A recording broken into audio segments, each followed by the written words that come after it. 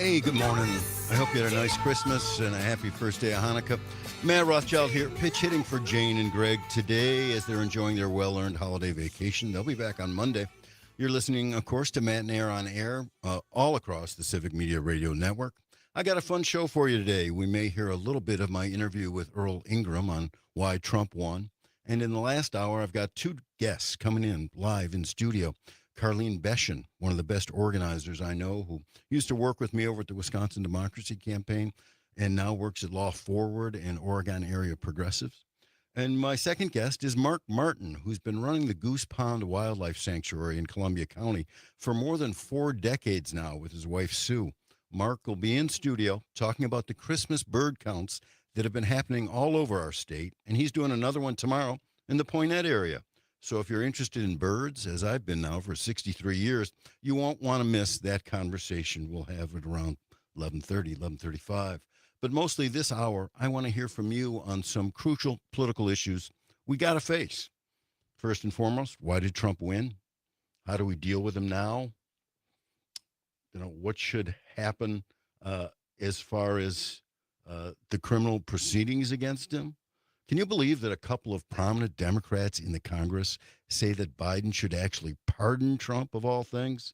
I'll tell you who those Democrats are, and I'd love to get your reaction to that ludicrous recommendation. The number to call is 855-752-4842. That's 855-75-CIVIC.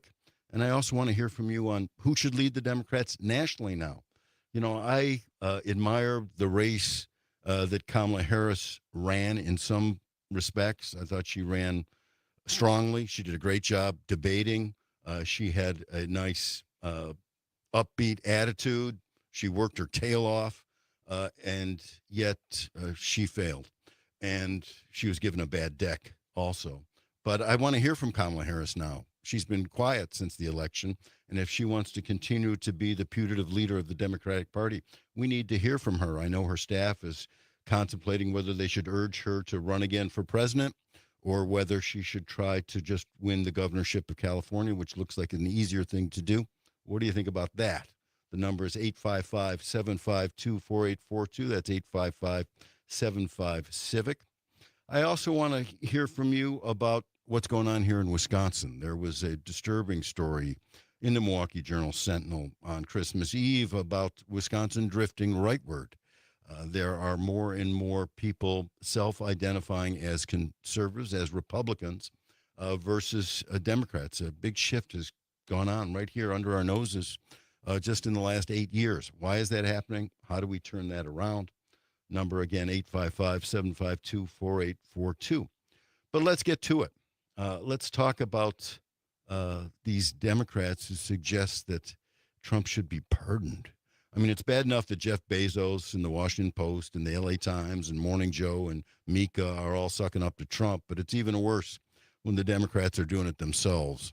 The two prominent Democrats in Congress who've said that Biden should actually pardon Trump are none other than Jim Clyburn of South Carolina and John Fetterman of Pennsylvania. Senator Fetterman, who's really lost his compass lately. He came on the scene as a progressive, but he said Biden should pardon Trump on the New York hush money case, at least, saying that, and he's just parroting Trump. This is what Fetterman said. Weaponizing the judiciary for blatant partisan gain diminishes the collective faith in our institutions and sows further division. I mean, that is just something that could have come straight out of Trump's mouth. And then more recently, just in the last few days, Fetterman told all of us on the progressive side, all of us who worked our hearts out to try to defeat Trump, all of us who have rang the alarms about Trump being a potential fascist. What did Fetterman tell us? He told us to chill out. Here's another direct quote. If you're rooting against the president, he said, you're rooting against the nation. Really? The president is the nation, and we have to root for the president, whoever that president is, whatever that president is doing. What kind of a politics are you talking about, Fetterman? That's not being a patriot. That's just being someone who salutes and says, how high should I jump? I just don't know what's happened to Fetterman. Lurching ever further rightward, acting weird.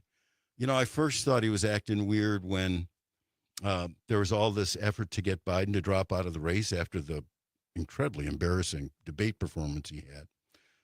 And there was an interesting article recently in the Wall Street Journal saying that the Biden folks, the staff, basically hid from everyone how badly off Biden was mentally.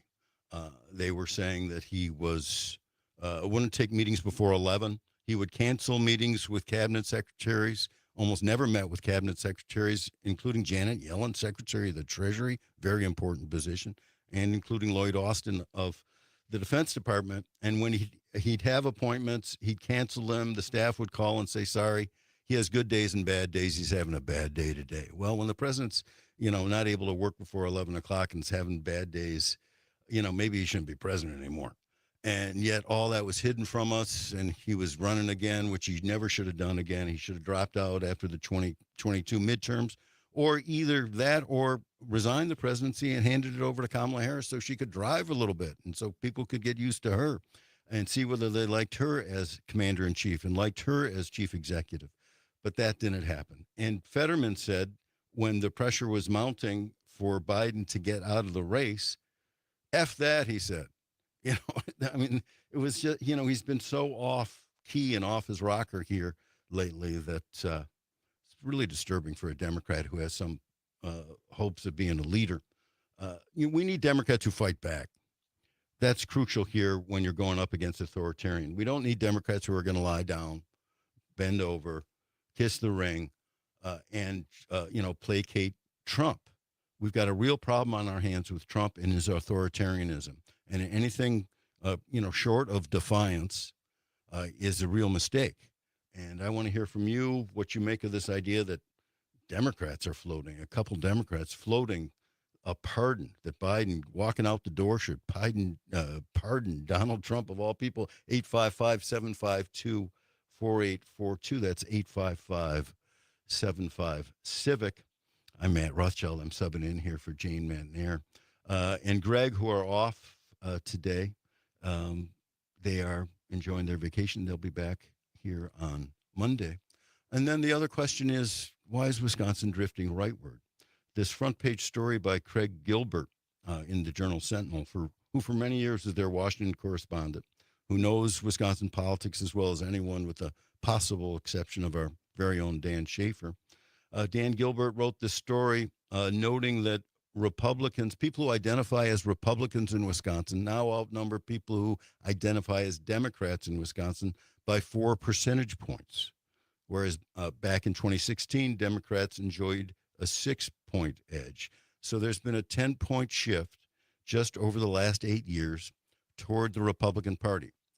46% identify as Republicans, 42% identify as Democrats, 12% as independents. What's going on here? Why is that?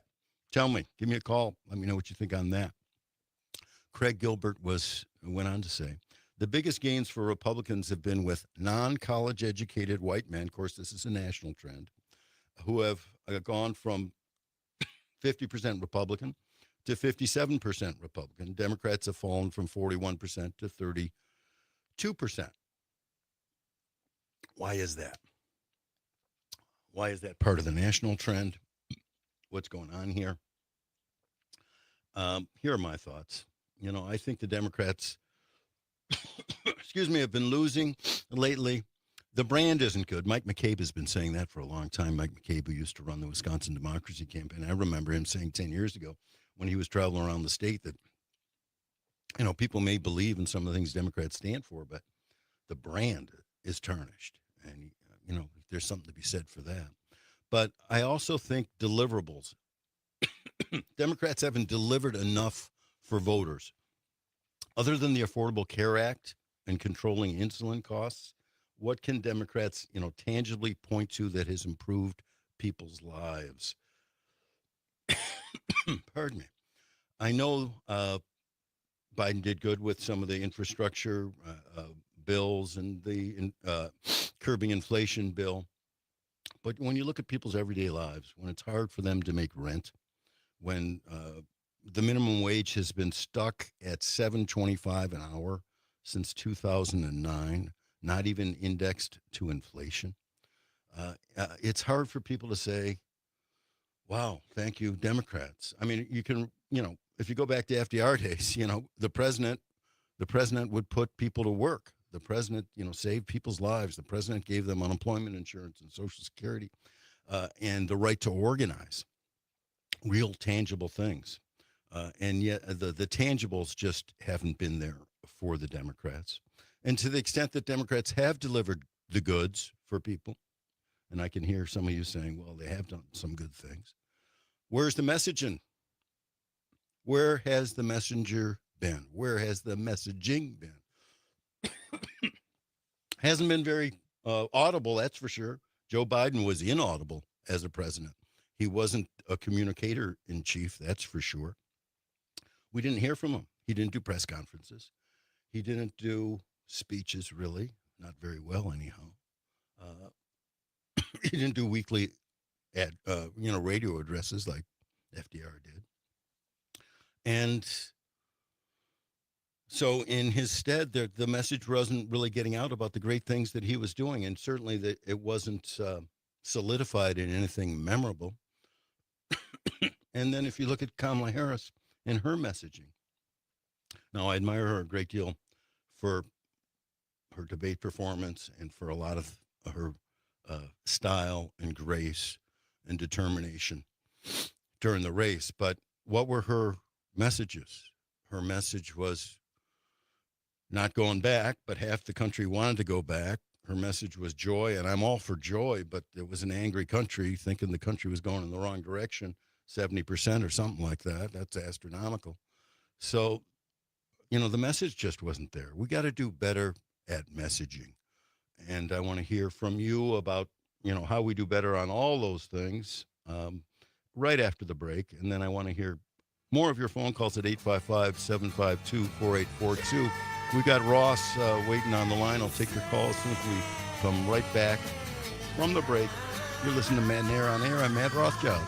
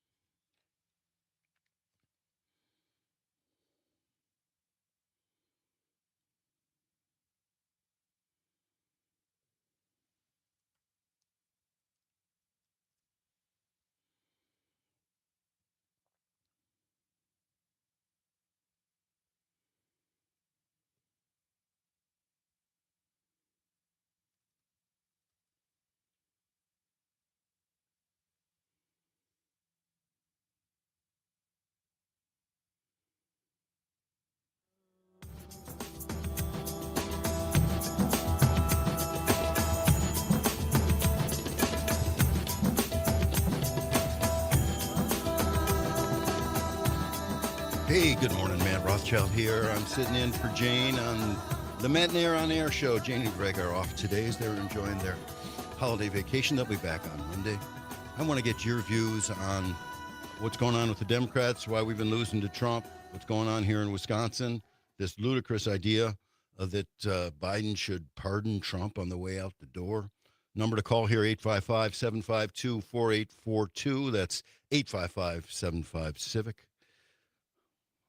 Please give us a call. We got a couple callers, though. So, Calvin, let's go to Ross. Ross from Crawford County, you're on the line. What's on your mind? Hey, Matt, thanks for taking the helm today. Couple things. One, natural world. Two, political world. I'm up by Crawford County, and yesterday I was doing some outdoor work in a kind of like a natural setting and saw and heard a wren.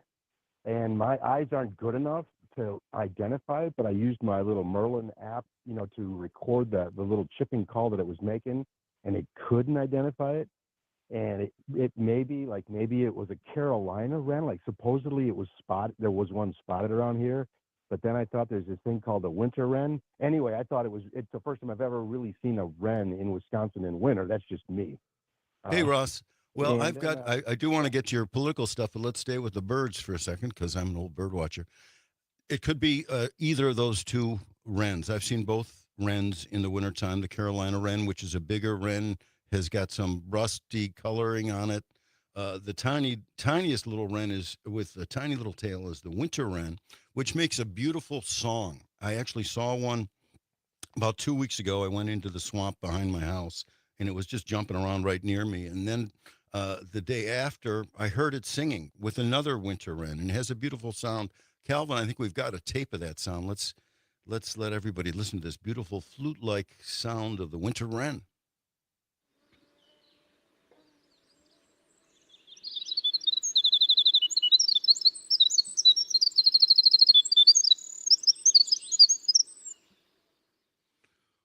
So that's the winter wren. The Carolina wren makes more of a kind of a loud, much louder, more of a kind of brown thrasher, mockingbird kind of screaming, mimicking voice. So I don't know which it was, Ross, but you're lucky. We're all lucky to see wrens in winter and to hear wrens in winter. Now, about your political point, what do you have for me?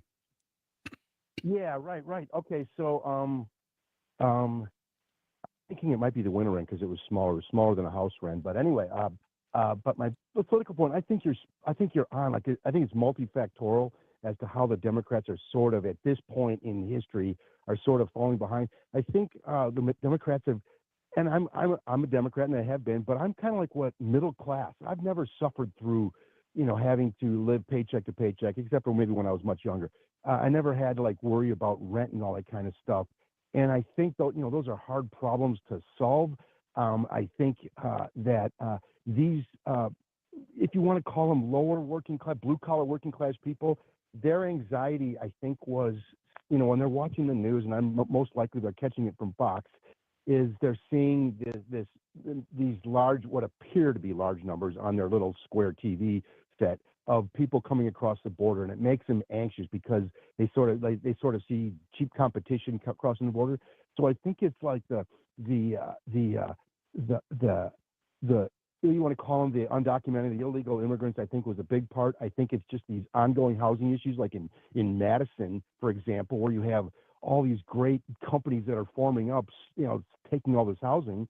It just makes housing more expensive. And those are really hard problems to solve. And then I think you're spot on with Biden. Biden has sort of been a unique kind of, when he came in 2020, it was really just sort of this interesting reaction to Trump. But he represents sort of a different older class of, I think he sort of burned out his karma, did a lot of great things, but it didn't speak to the working class. And so I think the Democrats are going to work through this, but I think to change the messaging from middle class or even upper class elite Democrats to working class is going to take some work. Ross from Crawford County, thanks so much, both for the bird note and for the political note. I mean, I agree with you on the immigrants issue was just a huge scapegoat that Trump and J.D. Vance used as demagogues do, successfully and regrettably. The housing issue, though, not only here in Madison, but all across the state and the country. It's just so difficult. People are spending 30, 40% of their income, a lot of people, just paying rent. And Kamala Harris did start to address that later in the campaign when she talked about building 5 million houses to increase the supply, which should bring the cost down with supply and demand. But that would have taken a while and wasn't going to affect people right away. Maybe they should be given vouchers to tenants or something, because the housing costs are ridiculous. And also, you alluded to this, Ross. There are these hedge fund operators in California and elsewhere who are just buying up houses like crazy in Milwaukee and in Madison and all across the country.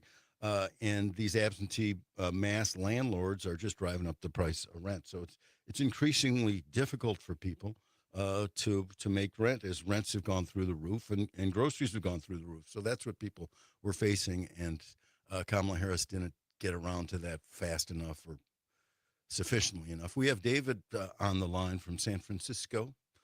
David, what are your views? Well, let's see. Regarding RENs, I think that they don't express themselves enough. But regarding the humans, the FCC has gone out of their way to sabotage the communications methods in America, and they've been doing it. Well, George Bush came in, 2000, and right away put the FCC chairman was, good grief, who was the general, not Schwarzkopf, he put in Powell, Colin Powell's son. And Colin Powell, at that time, you remember there were strictures so that the media couldn't be owned by single entities. 100 years ago. Yeah, David, we're out of time. I appreciate where you're coming from. I'll pick that up when we come back on Matenaer On Air on the Civic Media Radio Network. Thanks for your call.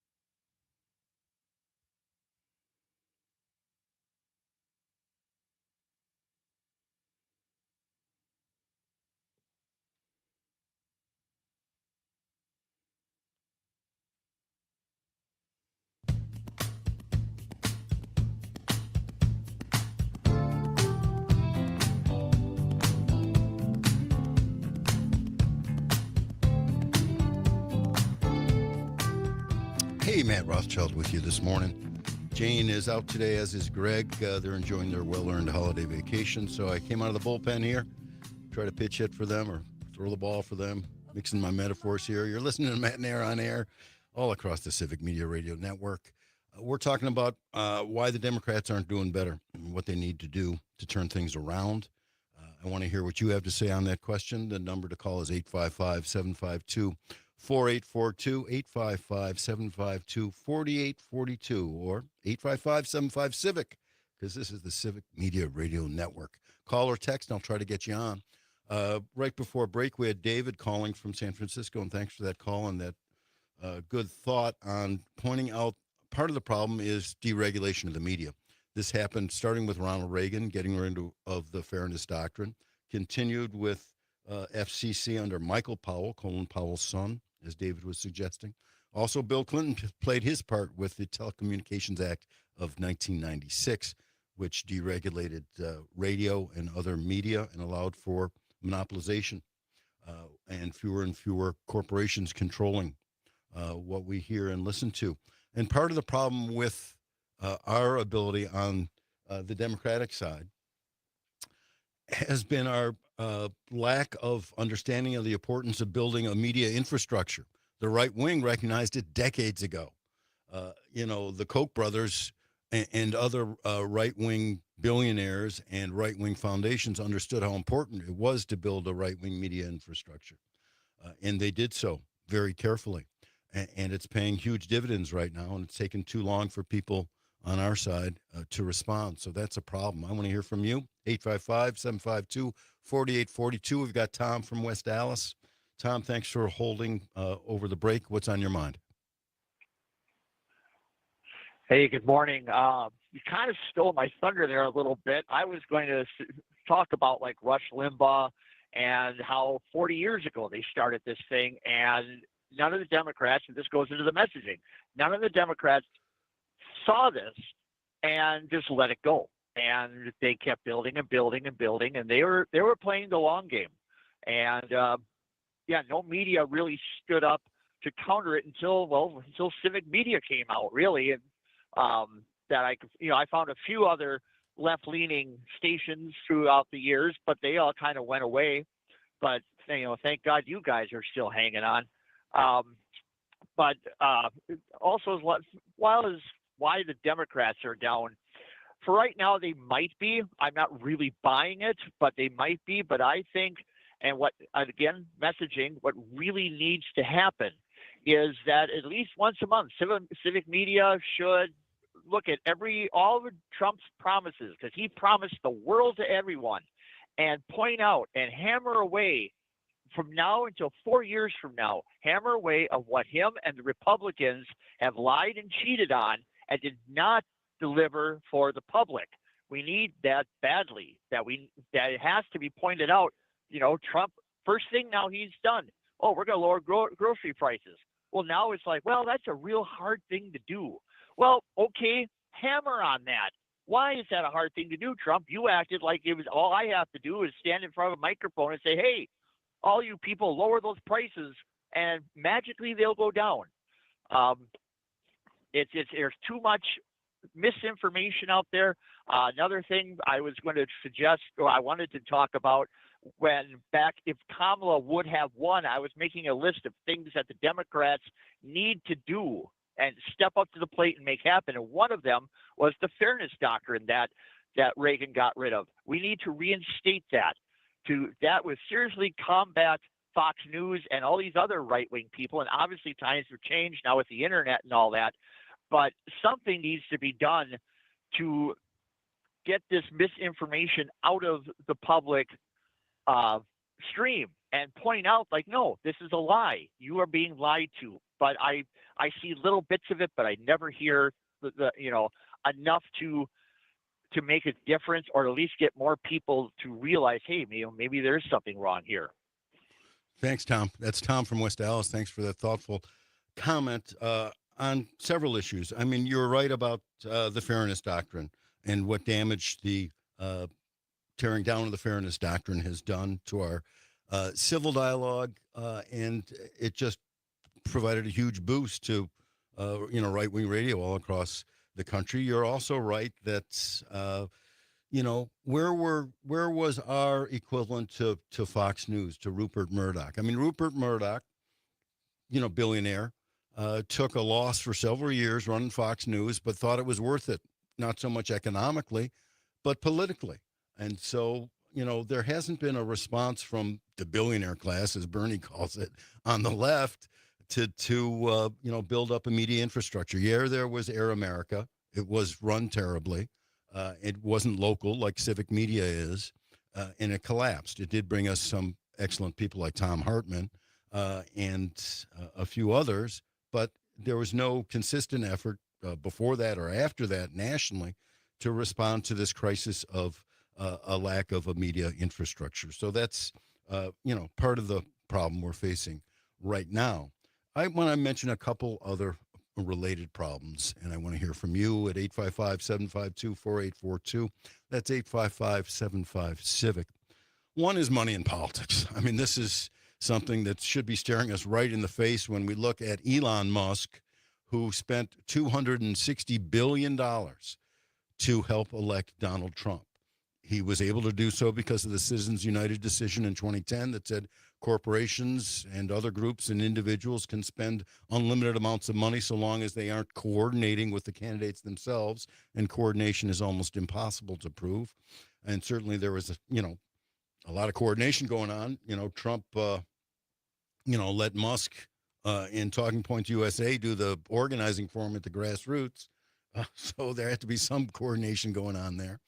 But because that U.S. Supreme Court decision, there's almost no ability right now to get at this huge problem of money in politics. Right now, we have a government of, by, and for the billionaires. Donald Trump has appointed more than a dozen billionaires since he got elected.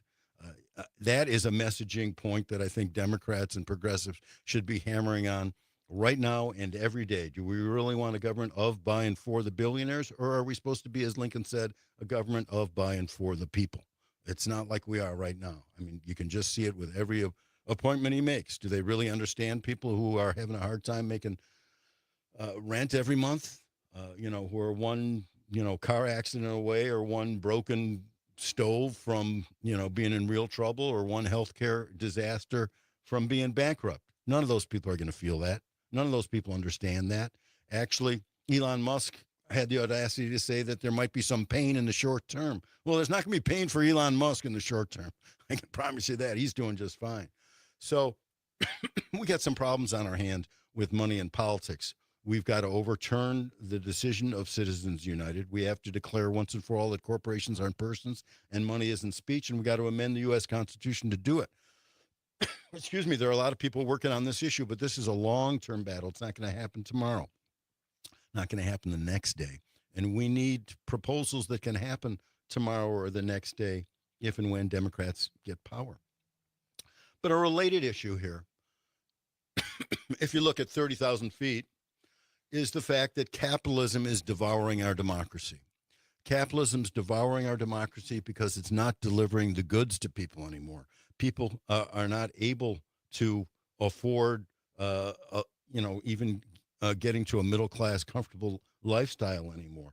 Rents are high. Groceries are high. Monopolies in almost every industry are jacking up prices, gouging prices. And price gouging is a feature, not a bug of capitalism. They teach you in Economics 101 that, if it's a hot day, raise the price on ice cream and lemonade. And so price gouging is part of the system. And so what we have here is increased inequality, wealth inequality, and income inequality because of our system. And on top of that, even worse, is that those with all the money now are buying up our politics. I mean, we see that with Elon Musk and his $260 billion. We see it with rich people, super rich people on the left. I mean, I saw a headline the other day that made me ill. Rich Democratic donors meeting to figure out what to do. Well, why should the donors be figuring out what to do? How about the rest of us? Or at the Democratic National Convention, do we really need to have Pritzker come on and say, I'm the real billionaire here? I mean, Bernie Sanders must have had a heart attack on the spot when that happened. It isn't about getting better billionaires to run for president, getting better billionaires in power or getting our own. We need to be able to exercise power ourselves. And we need to do the grassroots work that's going to enable us to do that. But part of that is having the Democratic Party steer away from, the big donor class. I mean, the big donor class didn't help Kamala Harris. They didn't come through with a message that rang true to working people. And Bernie was asking her to do that all along. He was asking her to address working class issues as soon as it became clear that she would be the candidate of the Democratic Party. And he wanted to meet with her and discuss that. And even the morning of the election, I remember Bernie being on either CNN or MSNBC. I was flipping back and forth saying, no matter who wins, he said that morning, Democrats needed to do a better job of addressing working class issues. It was kind of a weird day to be watching MSNBC because MSNBC up till about 5 o'clock thought Kamala Harris was going to win. And they were in a congratulatory mood, which shifted pretty quickly after that. And then the next day, Bernie said, look, one of the reasons why, we lost is we didn't do enough to address people's, crying issues of groceries and rent. And so that's the problem now. We have a system that isn't delivering the goods, that makes people vulnerable to a demagogue. And Donald Trump is a world-class demagogue. Don't fool yourself. He's more clever than a fox. And also, then you got the big money who are telling us, who our candidates should be and tilting the scales during an election. I mean, it's a joke to say we have one person, one vote when one person can spend $260 billion to help decide who wins the White House or not. I mean, that's not a democracy. We need to get back to where we really have one person, one vote, where we all have an equal say as to who gets elected and who doesn't get elected. And it's just a joke to say that you or I have as much influence as to who gets elected as Elon Musk, or pick whoever billionaire you want from the Democratic Party. They shouldn't be the ones who are dictating terms. We need to get back to a system where we have, real equality of opportunity in the economic sphere and real equality, absolute equality in the political sphere. And so we need public financing of elections. To get there, we need to overturn Citizens United. We need to recognize that Citizens United is just shorthand for more than 140 years of bad decisions by the U.S. Supreme Court, dating back to an 1886 decision, Santa Clara County versus Southern Pacific Railway, where a staff member of the Supreme Court said corporations are persons. And after that, one Supreme Court after another said, yeah, corporations are persons. We said so back in 1886. And then you had 1976 in Buckley versus Vallejo, where they said money is speech. Those are the two falsehoods that underlie the problem of money in politics in this country, that corporations are persons. They're not, obviously. And that money is speech. Money isn't speech. And so to overturn those, we got to overturn Citizens United and all these other decisions that came before it and say corporations aren't persons, money isn't speech, and we should be able to control more of the advertising that goes on during our elections and who pays for it. So I want to hear from you, 855-752-4842. That's 855-75-CIVIC. I'm Matt Rothschild. I'm sitting in here for Jane and Greg on Matenaer On Air across the Civic Media Radio Network. And we'll be right back.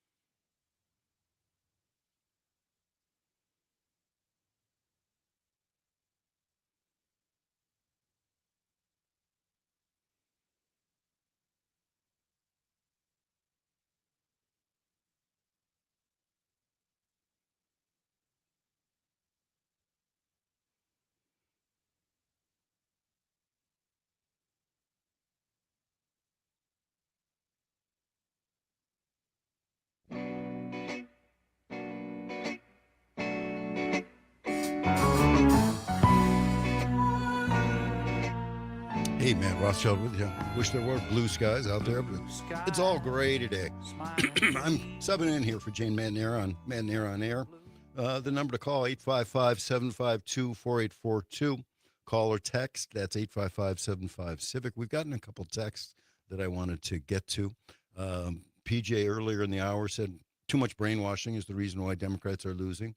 Alicia said, I think Fetterman is really a Republican now.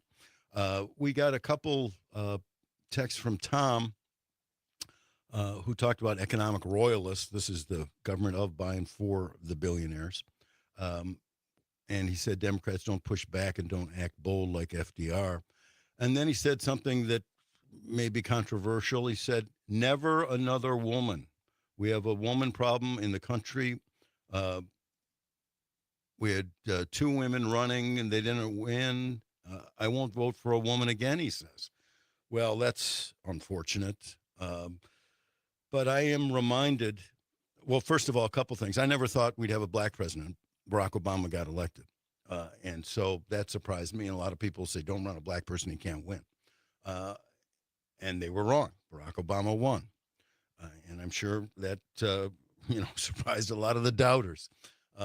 But I have ringing in my ear a comment that a good friend of mine who used to work for Paul Wellstone, a black guy, smart, told me, in a country as racist and sexist as ours, running a black woman for president might not be the smartest idea.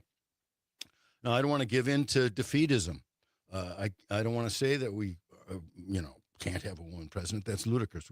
We need to break that hardest glass ceiling of all glass ceilings. And I don't want to say we never can have a gay president. Pete Buttigieg is probably the most talented person in the Democratic Party right now. Who's to say whether the country is ready for him or not? Were we ready for Barack Obama? Well, look at the backlash. Maybe we weren't, but that didn't mean we shouldn't have voted for him and got him elected. So those are things that you can weigh in on by calling 855-752-4842. Meanwhile, we got Bill from Oconomowoc who's been waiting. Bill, what's on your mind? You asked about the Democrats losing. Here's why they lost. The Republicans build their campaign on fear. Somebody's going to get you. Somebody's stealing your money. Somebody's taking advantage of you. And more people bought into that than bought into hope. Kamala Harris's deal was all about hope and change. Well, Americans didn't want to wrap themselves around it. This time, I think we have to learn by our lessons. We have to confront the far right in their media. They won't allow many people to even talk to them like I'm talking to you. They have screeners. One station won't even allow me on because they know I can actually defeat them in a debate, and that makes them nervous. We have to bring that to the table starting this year. We have to challenge them at every step of the way. We are going to make history that I don't want to see made, but we're going to have a 36-count felon with dementia as our president. I don't really want to see that. Now, we have to deal with it in a legitimate way, but we have to debate it. Debate is what we can really do. And trust me, if we had more in-your-face local debates, state debates, and national debates on the air, whether it's radio or television, you're going to change it forever once they hear both sides. Thanks, and have a great New Year's. Hey, Bill from Oconomowoc, really appreciate the call. I do agree we've got to challenge them every step of the way. We've got to confront them on their own airwaves. That's one of the reasons I admire Pete Buttigieg and Bernie, for that matter. They'll go on Fox. They don't mind going on Fox. They'll take whatever Fox has got to give, and that's why Kamala Harris went on Fox once. Didn't do great. It was okay. But she should have gone on Joe Rogan. Joe Rogan had invited her to go on. That would have been a good idea. I also think Bill from Oconomowoc has a good idea about public debates. I used to be on Wisconsin Public Radio every 7th Friday morning or so when they had debates from 8 o'clock to 9 o'clock, someone representing the left, someone representing the right. And it was civil. They insisted that it was civil. We weren't throwing mud at each other. We weren't punching each other after the show was done. But people were able to get both sides and try to figure out, maybe they should, reconsider their view if if I said something that they thought was right, or if the other guy said something that, shook people up about their misconceptions. We need more civil dialogue in this country. We need more in the state. It's one of the reasons I think Civic Media is such a great idea and such a terrific experiment. I hope it succeeds here and goes all across the country, because we're stressing the importance of civic dialogue. We'll take, I'll take any caller who is a conservative or a Republican. I love, talking with CJ, for instance. I know a lot of folks get riled up when CJ calls, and sometimes he just regurgitates right-wing talking points. But, he's not a horrible person. He was against what happened on January 6th. I went out to lunch with him one day in Middleton. We had a fine conversation, and we're going to do it again. I think we need to be able to talk to half of this country, or at least most of the people who voted for Trump. They're not waving Confederate flags. They don't have Nazi swastikas on their biceps. Most of them voted for Trump because they thought Trump would deliver the goods to them more so than Kamala Harris would. They were worried about their economic situation. Maybe they were taken in by the demagoguery about immigration or some of the other ludicrousness that Trump peddles so well. But we can't dismiss these people. We can't write them all off. We got to win some of them over. I'm Matt Rothschild. You're listening to Matenaer On Air, and I'll be right back with one of the best organizers in the state, Carlene Beshan of Oregon Area Progressives. We'll be right back. Smiling at me, nothing but blue skies do I see.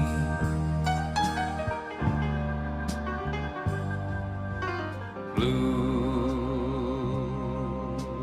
days, all of them gone.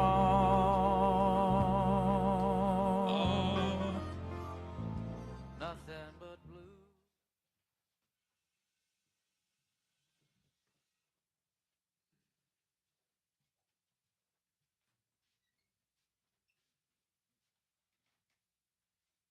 This one you want?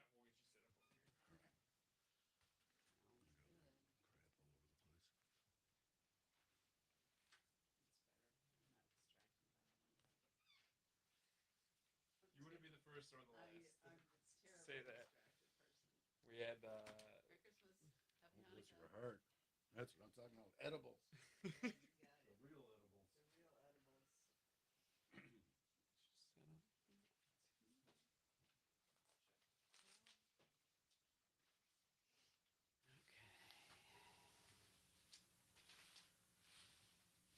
I might ask you about Tim Cohen too, if you want to say a word or two about Tim.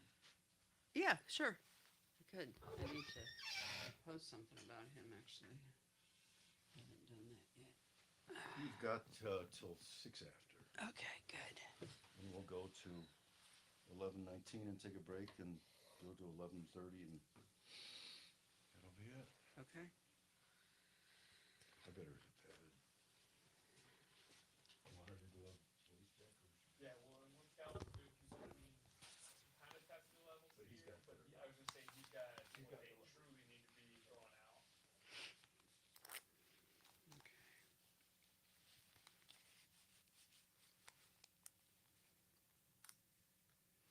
We're not on video, right? Not right now. The logo is, but later we will be. Oh, really? Is that okay? Yeah, let me just take off my. I would say whatever works for you. I'm wearing my Carolina sweatshirt. I'm There's no shame there. yeah.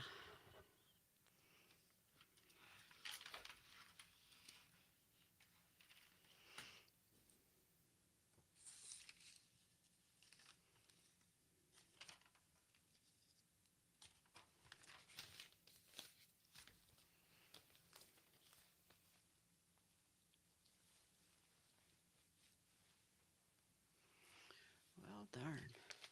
What did I do with my pen?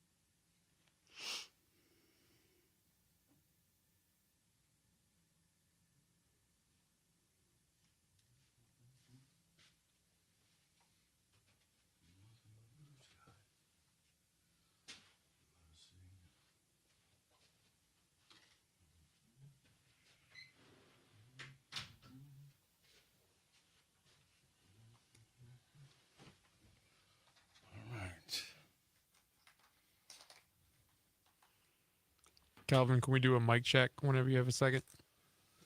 For Carlene or for both of us? For Carlene, I think Yeah. we should be Let's good. bring for this you. down lower. Okay. Just say good morning. How are you? Good morning, Luke. How's it going?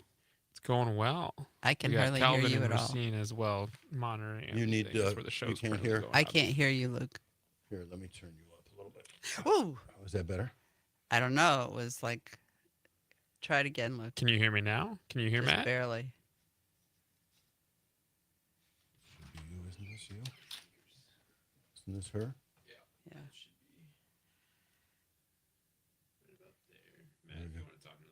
There we go. Yeah, I can hear You can hear me fine. now? Okay. Mhm. Good level?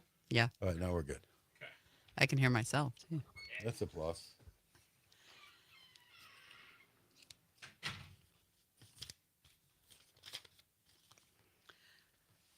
So give me a heads up of what you want to talk about besides Tim Cullen and Well, I'm just going to start, it's been quite a year. How do you wrestle with what happened this year? We had a victory with fair maps. We had a huge defeat with Trump. How do you make sense of it all? right. Okay. Let's just start there. Yeah. How do I make sense of it all? I try to get up out of my bed every morning. Solve the puzzle for me, will you?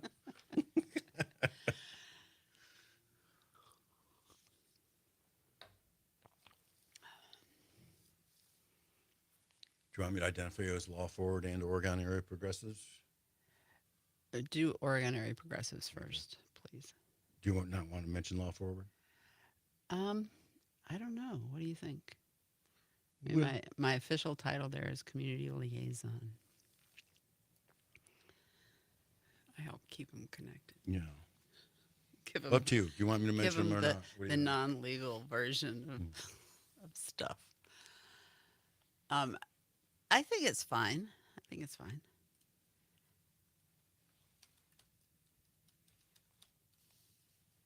I don't think they care. They've actually talked about putting my picture on the page, so There you go. I suppose that. You deserve it. Got 30 seconds till we're live. All right.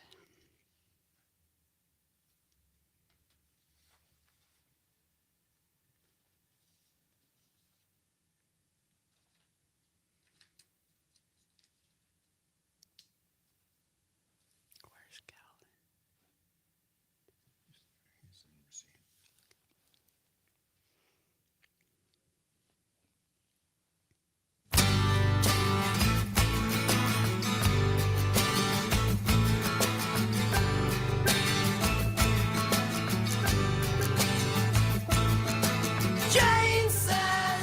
Hey, good morning. Jane's not saying anything on the air right now because Jane's not here. I'm Matt Rothschild, subbing in for Jane. Jane and Greg are off today. They'll be back next week. You're listening to Matenaer On Air on the Civic Media Radio Network. And you can join our conversation at 855-752-4842. That's 855-75-CIVIC. Give us a call, send us a text. We'll try to get it on the air. I got a text here from Alicia who says we do need to keep reminding Republican voters of what the GOP actually does. Voter memory is short, and Republican lawmakers depend on that too. To win, she says. I'm reminded someone once said that the memory span of Americans is no longer than half a football game. So we do need to keep the people reminded of what's actually going on. I'm joined here in the studio, I'm delighted to say, by an old friend of mine, an old colleague of mine, Carlene Beschen of the Oregon Area Progressives. She used to work over at the Wisconsin Democracy Campaign with me. She's now the community liaison for the great law firm Law Forward. Welcome, Carlene. It's great to see you. Thanks, Matt. I appreciate it. Hey, you didn't tell me we were going to be like on camera. I just wore a sweatshirt today. Hey, sweatshirt works.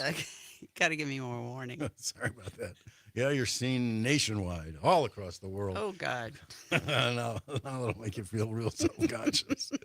I wanted you in because you're one of the most astute political activists and observers that I know. And I'm just trying to make sense of what's happened over the last year nationally and here in Wisconsin. And it's kind of a schizophrenic feeling in that we had a great victory with fair maps, which is an issue you and I worked on a great deal. And yet we had this catastrophic defeat with Donald Trump winning all 7 of the swing states and now president-elect. How do you sort through it all? That's huge. Well, I thought I'd start big. Yeah, yeah, nothing like that, Matt. Um, it's been a struggle, quite frankly. I have taken some really good advice from people who are better at looking at reality than I am. Although I do feel like I'm a realist. I have a lot of anxiety up until the event, and then it happens, and then it's like, hey, got to move on, got to do what you have to do. So I have been reading a lot, limiting my news intake. Yeah, I haven't been watching cable since the election. Yeah, and you know what? It happened, right? There are going to be the people who know all about the ins and outs and do all the demographic sorting and polling, and they're going to figure out what happened. And I think some of them already have a really good pulse on that. And Nat Shankar-Asario is one of those people who I look to. I, her and Michael Podhorzer and what they have to say about what happened. But I can't spend a lot of time on what happened. It happened. Mhm. So what do we do and how do we do it effectively? That's where my focus is. And first and foremost, for me, it's about limiting things I can't do anything about. So my focus is local. You said Oregon Area Progressives. I've been with the Oregon Area Progressives since we started in 2005, and we've done some pretty remarkable things with our little organization. This is Oregon, Wisconsin, Oregon in Dane County. I live in Oregon myself, Yes, so you do. we're 10 miles south of Madison. We're not in the state of Oregon. No, that would be Oregon, as I'm reminded by people who visit. And then really focusing on, as I said, the Oregon Area Progressives and what we can do with our organization and the things that we can impact realistically. We have all these big dreams about affecting things on a federal and international level, and it's like, come on, we live here, we got to do stuff here, and the things that we do here can have a ripple effect if we really bring people along with us. So what are you trying to do here locally? Well, we're very concerned about people who are going to be targeted, who have been being targeted, but will be targeted by executive orders, immigrants, trans people. You know, the list is long of those folks who are going to feel the brunt of Trump's policies. So how do we protect them? How do we stand up for them and with them in situations? How do we support things like DACA renewal and affidavits for children born in this country? How do we step in when we see trans people being bullied? What do we do in our school district? One of the things we talked about was showing up for school board meetings and just making sure that we speak out if there are policies that folks are trying to pass that we think are harmful. So there's a policy aspect to this, and then there's a personal aspect to this. And I think we're going to need to prepare ourselves to wrap our arms around the people who are being targeted. Absolutely. And that could mean sheltering people. Yep. I remember in the early 1980s, there were religious organizations here in Dane County who were providing sanctuary to refugees who were being I sought. lived at that church. Yeah. And I did a couple shifts there too. And it was just really important. And if Donald Trump is going to, go after undocumented people, and I think he will go after undocumented people, at least for a sadistic show at the beginning, that we need to, along with other well-meaning people, well-meaning nonprofits, religious organizations, other civic organizations, prepare to offer the support we need so that people's families aren't torn apart. I mean, that's what it's going to come down to. Absolutely. I think you're right. And it's a really scary thing to think about putting yourself in danger, but sometimes that might be the case, right? there are some really wonderful online trainings, and I'll try to on the break. I'll look up a couple of them about going from being a bystander to an ally, actually intervening when we see things happening, and that's a that's not for everybody. But certainly, I do think that that is one of the ways that we can actualize. I think that's the right word. What we're feeling, and to help folks who are being and will be more targeted. And the other group that I didn't mention, but I think will also be the case, is people seeking abortions. We transporting folks to places where that can happen. Hopefully, the Supreme Court case will be decided. The Wisconsin Supreme Court case will be decided in a way that protects women in this state, and perhaps it means that we help ferry folks to Wisconsin. Hmm. I'm speaking with Carlene Beschen of the Oregon Area Progressives, also community liaison for Law Forward. You're listening to Matenaer On Air. Jane, of course, not here today. I'm Matt Rothschild, and I'm pleased to be with Carlene and pleased to be with you. You can join the conversation at 855-752-4842. That's 855-75-CIVIC. Call or text. We're here. Carlene, as I mentioned, you worked hard on the Fair Maps issue. Why don't you give us your reflections on the short-term success, anyway, that we've had on that issue? Right. Well, I credit both, or actually, there are many organizations that I credit. I want to just shout out my friend Beth Whittemore, who said we got to do something about these effing maps. And the Oregon Area Progressives put together a summit, which I talked to you about on radio before we held it, actually on Civic Radio, back when we were on the West Side, or you were on the West Side. And I was a skeptic whether this I was not going to say that this time, Matt. whether this conference was going to work, whether people were going to turn out. Lo and behold, we had 200 people there. Yep, we did, and that really energized, I think, the activist base into feeling like we had power and there were things that we could do.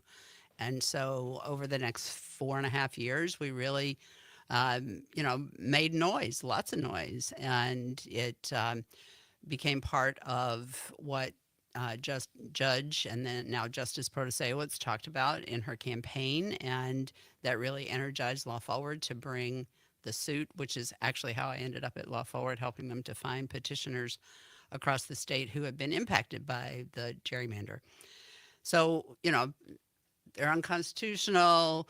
The GOP can see the writing on the wall. We get legislatively passed and governor signed maps, which are much fairer than the maps that were in place. And we've just had an election that took our state assembly from a 54-45, or it's now 54-45. It was a 64-35 Republican majority to a 54-45. So he gained 10 seats there. And in the state Senate, there was a supermajority, 22-11, and then 22-10 when Lena Taylor became a judge. And now that is 18-15. So the good news, I mean, I'm sounding very partisan here, but I feel like this is a win for all voters. Mm-hmm. Because the state legislature will actually have to talk to each other. Imagine that. To get, there will be bills that will need to have bipartisan support in order to pass, and there will be things that will be defeated because there are, when I say things, I mean bad bills that will be defeated because there will be folks on both sides of the aisle who say, nope, this is not in our state's best interest. So we're really looking forward to the possibility of a much better budget. And you know this, and your listeners probably don't, that I was a public educator for 30 years. I got into working on maps because of super bad budgets again and again and again. And, I won't even talk about Act 10 because that was a whole different thing. Well, I actually can talk a little bit. Well, we got a nice court decision on that. Yes, we did. It's stayed right now, but we're hopeful. We're very hopeful on that one.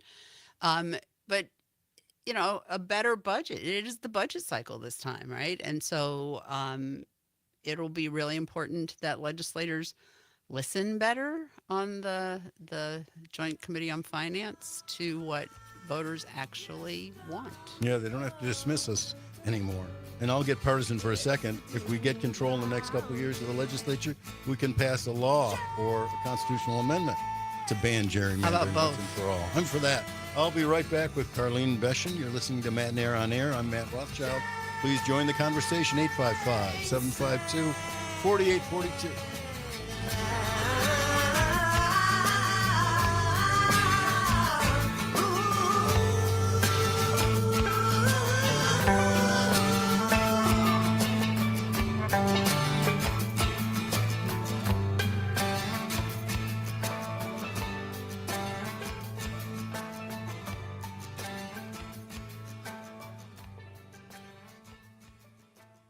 Are you familiar with this guy, Daniel Hunter?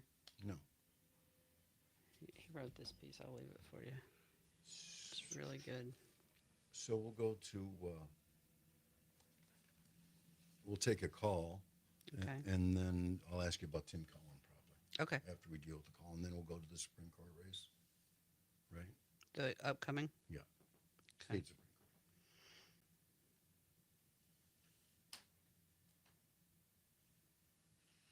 I'm looking for this online training to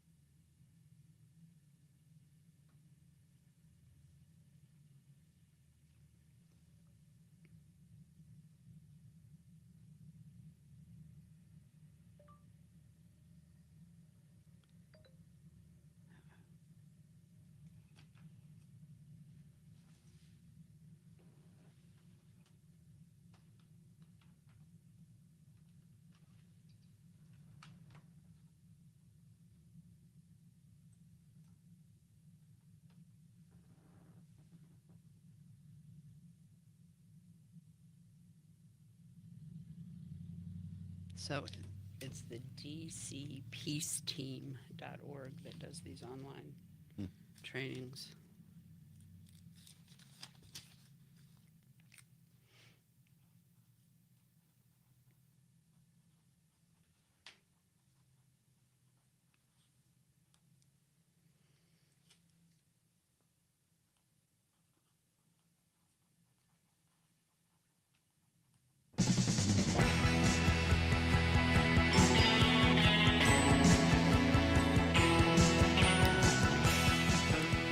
Hey, Matt Rothschild with you this morning on Matenaer On Air. Jane and Greg are off. Today they'll be back on Monday. I'm here with Carlene Beschen. She's one of the leaders of the Oregon Area Progressives. That's Oregon and Dane County. And she's community liaison for Law Forward.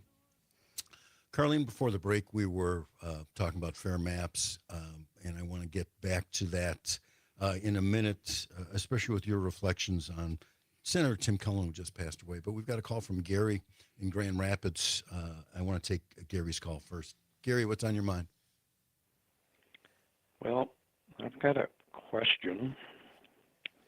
How does a progressive residing in Wisconsin reflavor their humble pie so as to make it more palatable? Well, thanks for the call, Gary.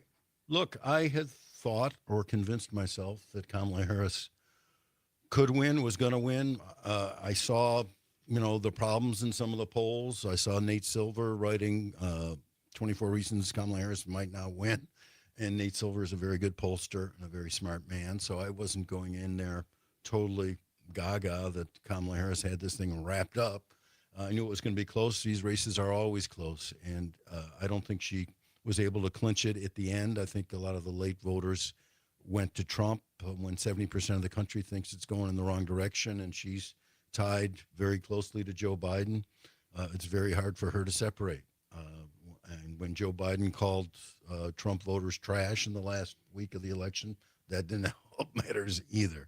So, look, this was a tough election for her. It was always going to be tough. The deck was stacked against her. Definitely. She ran really hard. She kicked the crap out of him in the debate. You got to hand that to her.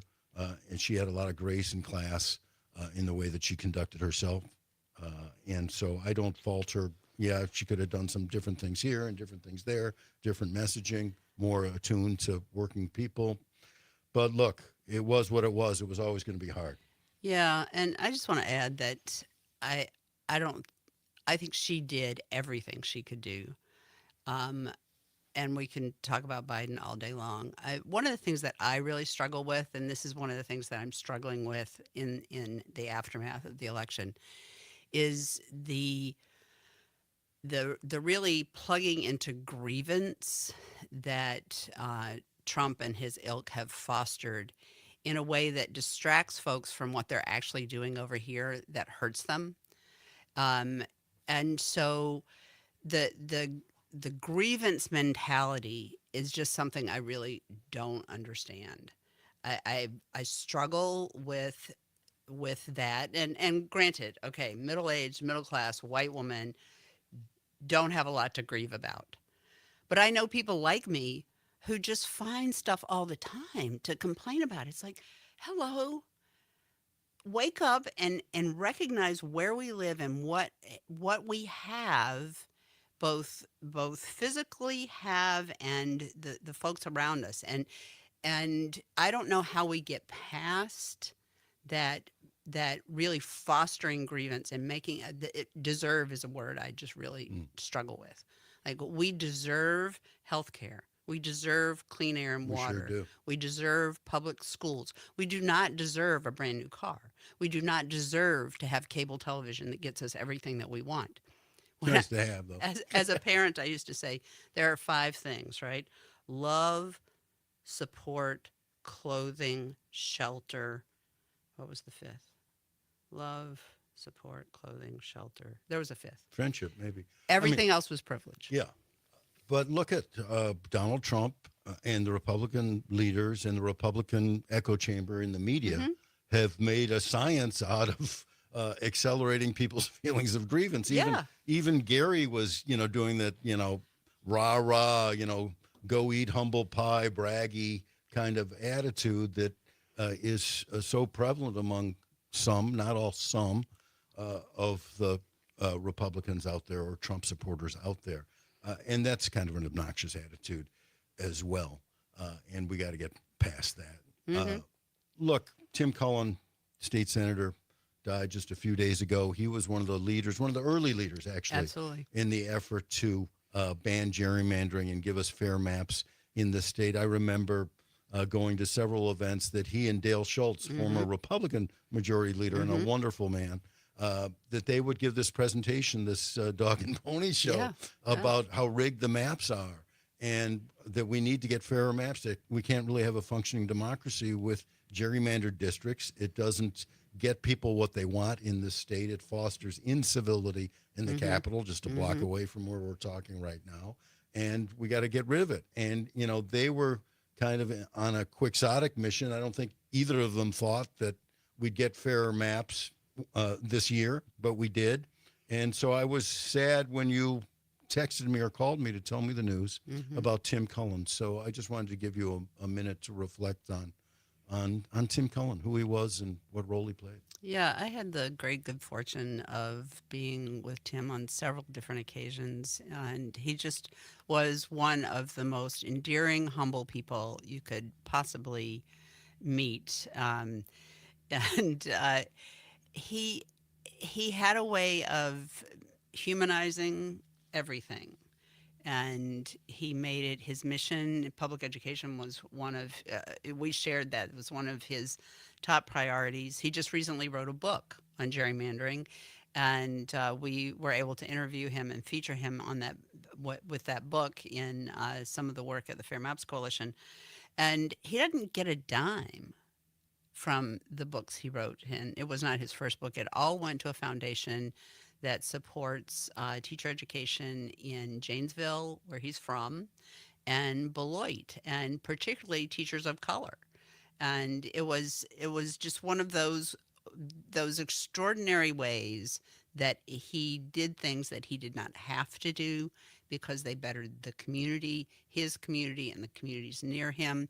And he was a strong advocate at the state level and nationally for an end to partisan gerrymandering and a civility that allowed all people to thrive. Very down to earth man. Mhm. Fought a great fight, not only for fair maps, public schools, but getting money out of politics Yep, too. yep. Tim Cullen will be missed. A great Absolutely. leader here in Wisconsin. You're listening to Matenaer On Air. Thanks, Carlene, for being my guest. Yeah. And Appreciate we'll be right back with Mark Martin of the Goose Pond Wildlife Refuge.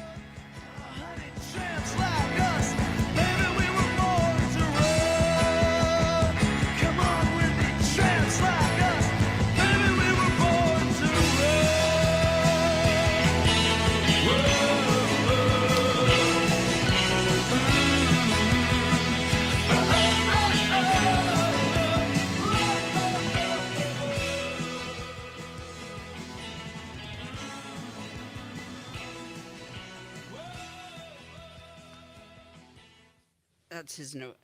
There are lots of different bloggers on there, but that's his piece from November 4th. You're welcome. Let me move my stuff here. Hi. Carlene, Mark, Carlene. Hi there. Hey there. Nice to see you. Yep. Love your hat. Thanks. Mark, we'll have you on this mic here, this chair. Can't believe it was 40 years ago when I was up there, living up there, Mark. Yeah. That's crazy. And our producer Calvin's located in Racine, but I'm gonna get you set up with him. If you want to put those on, you'll be able to hear yourself. And Just a Matt. second. I got my hearing aids in. Should I take them out? How do you normally take them out when you listen to headphones? Or? Hey, you don't listen to headphones. I think probably keep them in. I'll take them out. I should be able to hear you. Okay, and we can always turn up the volume here if let's do a volume let's check. have you put them on. Let's see how you hear yourself in the mic. How do you hear me now? Do you hear me okay? I can hear you fine. All right, Perfect. beautiful. And then you're gonna want to keep it about 6 inches away from your face at all times. Okay. Yeah, you almost want to eat it. There you go. Okay. Sound good? Yeah, you sound great. Okay.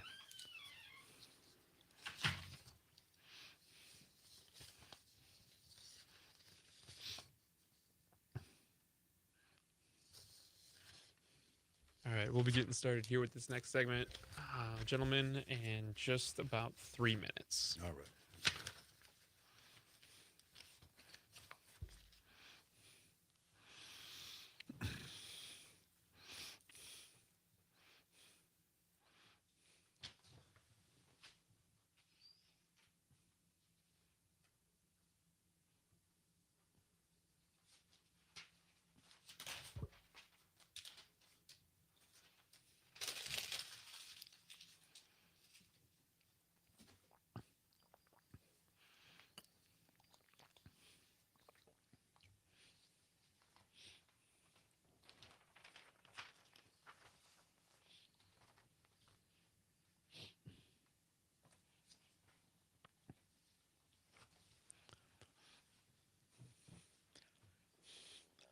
This goes for 15 minutes then? So we go from 11:34 to 11:49. Okay. And if you want to stay, we can do another segment from 11:51 to 11:58. So yeah, we're going. Okay. Let's just see how it goes. See how it goes. Yeah, We'll play it by ear. I got plenty to talk about, I suppose. Yeah. We'll play it by ear, and if we think we've covered everything, I can hem and haw for 10 minutes at the end. Yeah, we got plenty of time. We can talk about where Goose Pond is and and what we're seeing. Yeah, we'll start there. You got to ask me about Dorothy the rough-legged hawk. Oh, really? Yeah. I haven't seen one this winter yet. Yeah.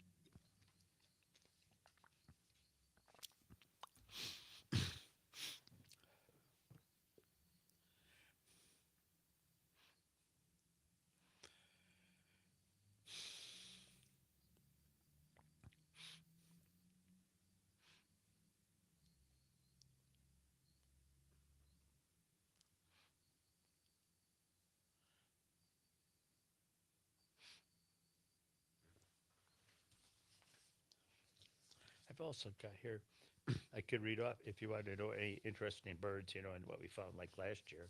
I could just go down the list too. Well, I think we should. We'll just Yeah. talk. Yep. It'll be better that way. 20 seconds.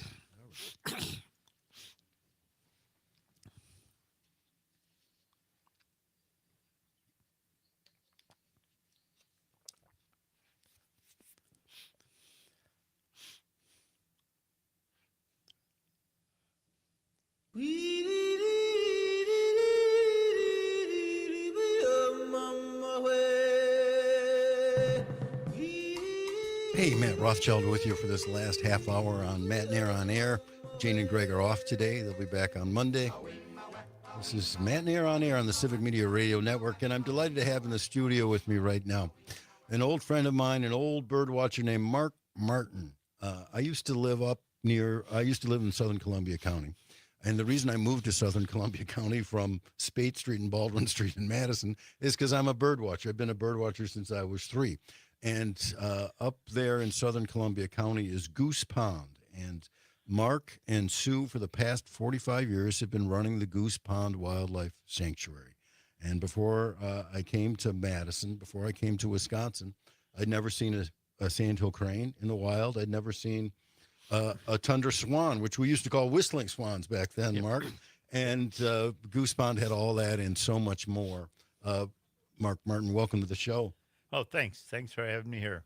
First of all, I want to thank you for your service to Southern Wisconsin Bird Alliance, used to be called Madison Audubon, for your tremendous tenure over at Goose Pond. You and Sue have done a huge service to anyone who appreciates our environment in this great state of Wisconsin, and especially anyone who has a love of birds, because Goose Pond is an amazing place. Tell people where it is, actually.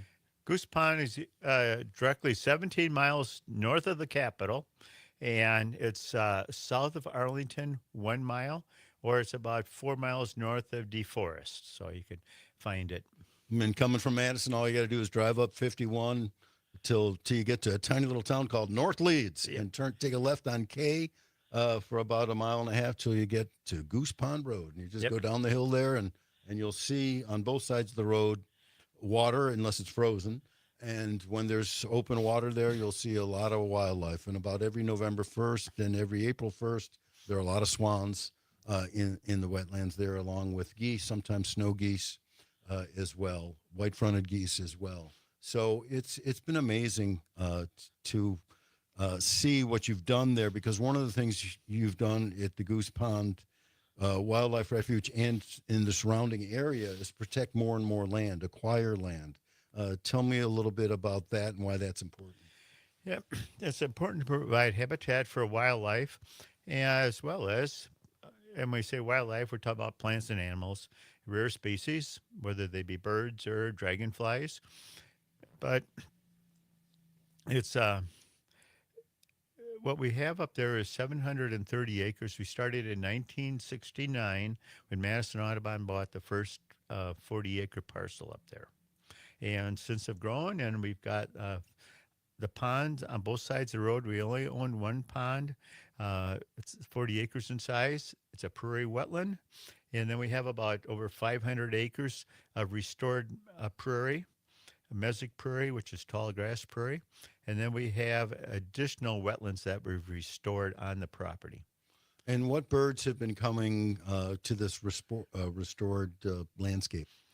Well, we've got a lot of waterfowl, which includes ducks, geese, and swans. And for ducks for waterfowl, we've seen, when I say we, people starting in the 30s, as the Madison Bird Club have identified 35 species of waterfowl there. That's a lot. That's a lot. And an example is couple of years, we had 6 species of geese, 6 species of geese, and about 6 years ago, this woman, Arlene Koziel, photographed 5 species at one time, and the 6th species was flying over. The white-fronted goose was flying over. And to get 6 species, you need the Atlantic brant. We had a brant here, which should have been out on the East Coast. I was going to say that's a lost goose. Yes, and so we think it's the only spot in North America where anybody's been able to see 6 species of geese standing at one spot. And Mark, when people drive down the driveway of Goose Pond, there used to be a board where people would just write what they're seeing. Do you still have that? we don't have that anymore because a lot of people do is enter their on eBird. eBird is a system a lot of people know, and you can go on eBird and see what's been at Goose Pond just before you get there, or you can enter your sightings and they show up on the World Wide Web. And so, how do you get on eBird? Go to Cornell University, and they have where you can sign up for eBird, or type in eBird, and you should be able to find your way there. Cornell has the best ornithology department in the country, and they have the best website, allaboutbirds.org, where you can find out if you've seen a bird, you wonder what it is. You can look there. You can also get their Merlin guide, which tells you what by sight or by sound tells you what bird you got in the area. I'm talking with Mark Martin. He's been over at running Goose Pond with his wife, Goose Pond Wildlife Sanctuary, which is an amazing place. I saw my first snowy owl over there about 40 years ago. Are there snowy owls being reported this season? We've had one about a week ago sighted at the University Arlington Research Farms, about a mile and a half away. And they're just starting to come down. There aren't a lot this year. There doesn't seem to be, but we have perfect habitat with open grasslands and farm fields and that. They come from the tundra and they want to be in a really open area.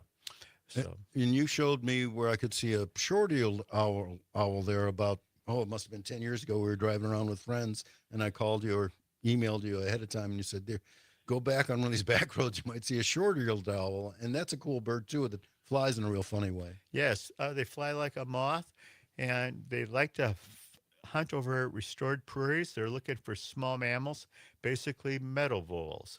And the time to see them is about the last 45 minutes before dark until it gets pitch dark. And right around our main headquarters, W7503 Campen Road, the prairies around there is a good spot to see short-eared owls. So this is if you go past the wetlands and take a left there, and just drive back and forth on those country roads, you might see some. It's a really cool owl to see. One year you had a whole bunch. You must have had 5 or 6 different owl species at Goose Pond. Yeah, we have great horned owls, short-eared owls.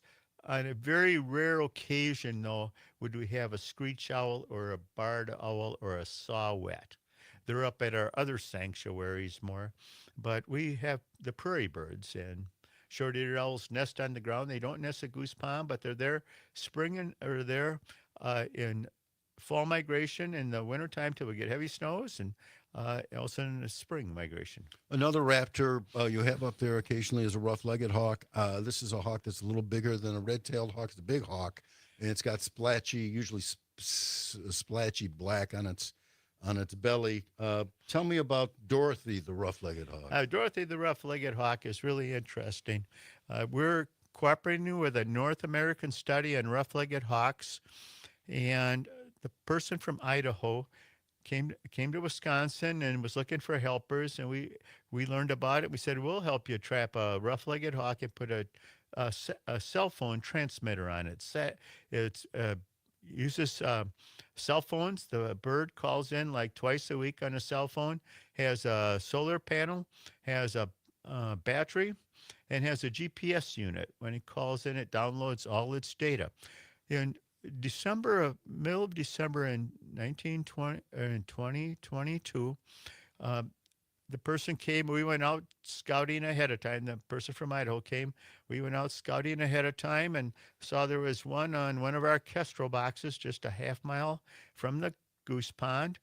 And so we came that morning, and they went out. Him and Graham, our land steward, went out within 10 minutes after leaving our residents there, they had roughleg in the trap.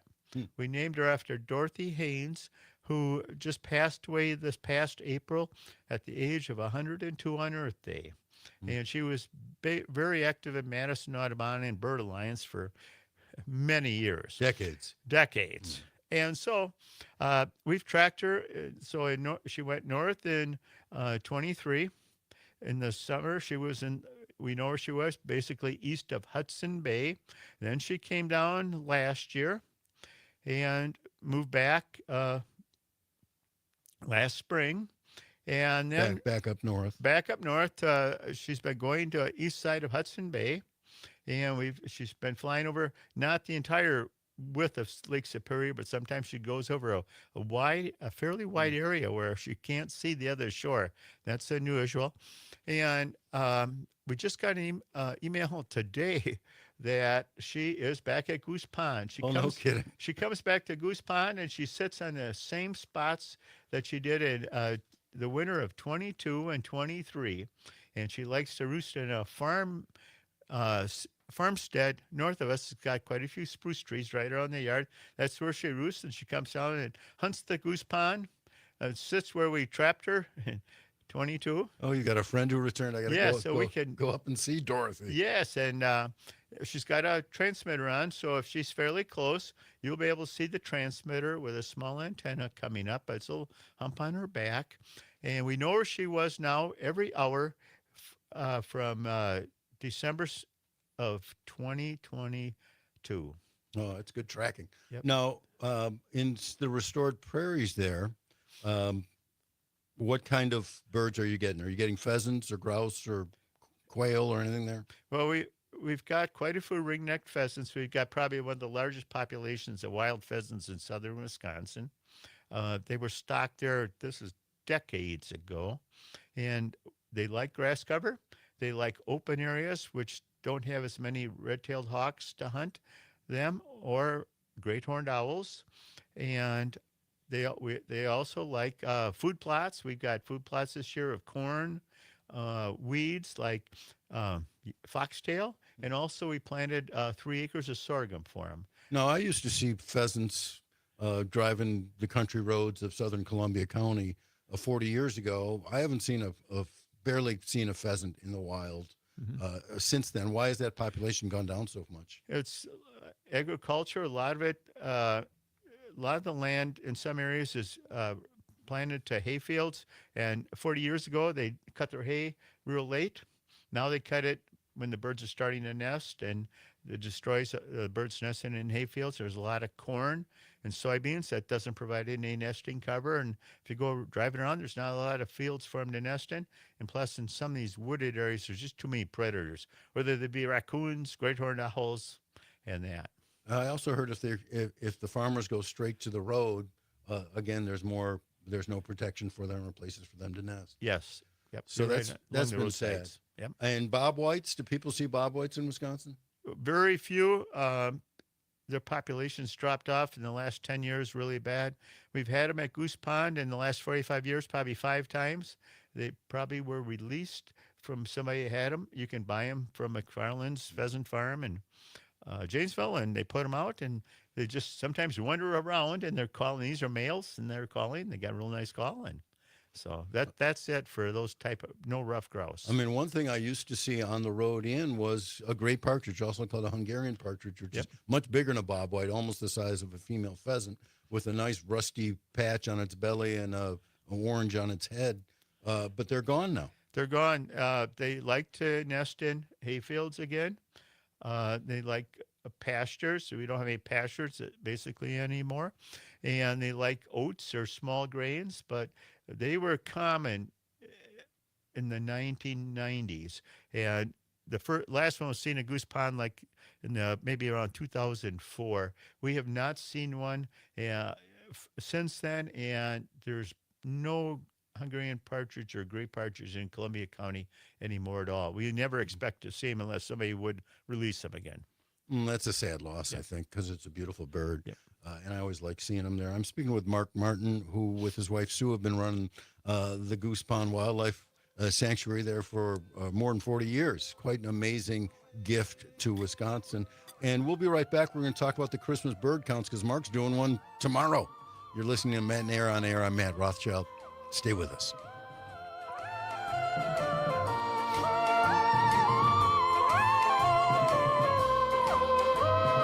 Hush, my darling, don't fear, my darling, the lion sleeps tonight. Hush, my darling, don't fear, my darling, the lion sleeps tonight.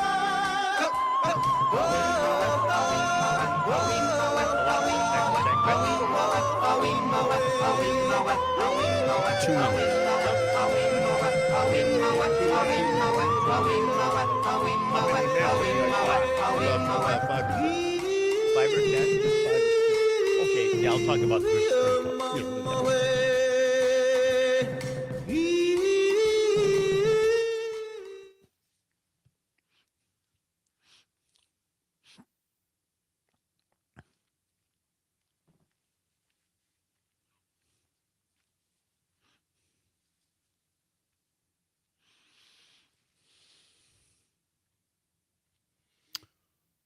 I'm Matt Rothschild. I'm back here with Mark Martin of the Goose Pond Wildlife Area, Wildlife Sanctuary up in southern Columbia County, right off of 51 and K.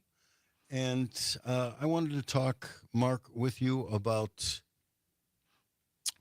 the Christmas bird count. And I think we're going to be on the air in a minute to talk about that. We're still on break. Okay.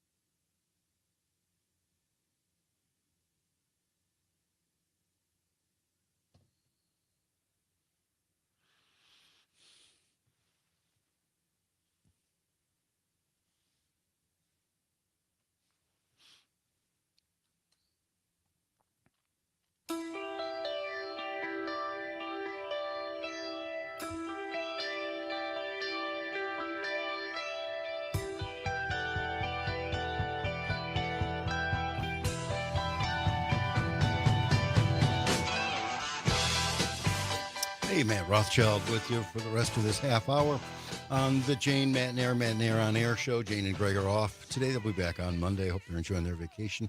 I've certainly enjoyed sitting behind the mic for them today. And I'm really having fun here with Mark Martin in the studio. Mark and his wife, Sue, have been the custodians of the Goose Pond Wildlife Area Sanctuary that Madison Audubon Southern Wisconsin Bird Alliance have been running. And he's been there. They've been there 45 years. They've really kept this thing going and expanding and protecting wildlife of all sorts up there. A huge donation, personal donation, in-kind donation to the state of Wisconsin, because it's just one of the best places to see birds in all of the state. And I used to live just a block away from Schoenberg Marsh, which is a partner, an allied property of Goose Pond. And when I drive to Madison, I'd go around Schoenberg Marsh. And when I'd come back, I'd drive around Schoenberg Marsh. And sometimes I'd take a detour over there to Goose Pond off of K there. I can't get around Schoenberg Marsh anymore because one of the roads got washed out several years ago. But that was a great place for birds, including yellow-headed blackbirds. I saw a king rail there one day. Just amazing black terns there, phalaropes there in the spring and in the fall. It's an incredible spot. So tomorrow you're doing a Christmas bird count. bird watchers all over Wisconsin for the last several weeks have been doing bird counts, Christmas bird counts. Tell us what the Christmas bird count's all about and why it's important. The Christmas bird count was started by National Audubon 125 years ago. Instead of 125 years ago, people went out and shot birds around Christmas time. That was what they did. And so the Audubon decided, why don't we count them? So at Goose Pond, the counts there's like 2,000 counts in North America and some in Central America. And they run from the 14th of December until the 5th of January. You can pick a date. You can go on National Audubon and you can see the results of any of the counts that have been submitted and all the historic data. We're counting at on our Poinet Christmas bird count, centered at the Owl's Nest, 7.5 mile radius, 177 square miles, with 12 parties, which divided the area up into 12 groups. We got people driving around, and a lot of the people driving around also hike maybe some of the wildlife areas like Mud Lake State Wildlife Area or Rocky Run Fishery Area and that. And then at Goose Pond, we're in area number 12, and we'll have about tomorrow maybe 6 to 8 people out there hiking our prairies and food plots, looking at what we have for birds on the ground. We'll do a little driving, but this is our 53rd count, and we're going to end up probably with 40 some people tomorrow. We also have some people that just in the 177 square miles counted their feeders, and then they report back. I did that once. I mean, this is, these Christmas bird counts is really they're the epitome of citizen science. Yep. I mean, a volunteer is going out, just recording what they're seeing. What are you hoping to see tomorrow? Is there an unusual bird that you're hoping to see? Well, what we're hoping to see are snowy owls in the Arlington area, and short-eared owls. We're going to be out there counting. I'll be out there counting till about 15 minutes after dark. And but we hope to see snow bunnies, Lapland longspurs, and our whole area, 177 square miles, includes like the Columbia County Power Plant, which has a cooling pond on it, and it's always open water there. And Are there bald eagles there? There's bald eagles there on the Wisconsin River. People are counting, so we're going to see. We'll probably see 60 plus species tomorrow. Last year on this year ago, we saw 67 species. I know people are seeing golden eagles around Devil's Lake and then Muscadet and along the Wisconsin River. Do you ever get golden eagles in your area? We've only had a golden eagle there once or twice, not in December. It was earlier. So we have never had them on the Christmas bird count. And if people are interested in participating in the Christmas bird count, say next year, because it's a little late for this year probably, how do they sign up for that? They can go to the Southern Wisconsin Bird Alliance, which is their website, and sign up. They can also email me at GOOSEP, that stands for Goose, and the P stands for Pond, at SWIBirds, BIRDS.org. Do you want to give that once more? Goose P, GOOSEP, at SWIBirds, BIRDS.org. Terrific. We've got a text from Larry in Deerfield that said, Matt, that's a great show on birding. You should know I just activated my eBird account. Okay. So there are plenty of ways for bird watchers and developing bird watchers to get involved in this great hobby. I think something like 1 out of 6 people in Wisconsin or in the country identify as bird watchers. And, you don't have to travel far. All you got to do is, feed the birds or look out your window and occasionally go to some great places like Horicon Marsh or Wyalusing State Park or Goose Pond, where Mark and Sue Martin have been running the show there for the last 45 years. What an accomplishment. Congratulations. Oh, thanks, Matt. And I want to thank all of you who've listened today to Matenaer On Air. I want to thank the callers and the texters. I want to thank my guests, Mark Martin and Carlene Beshen. Calvin on the board. It's been terrific. I want to thank Jane and Greg for letting me sub for them on Matenaer On Air. I'll catch you all around the bend. Have a happy new year. The Todd Albo Show is next.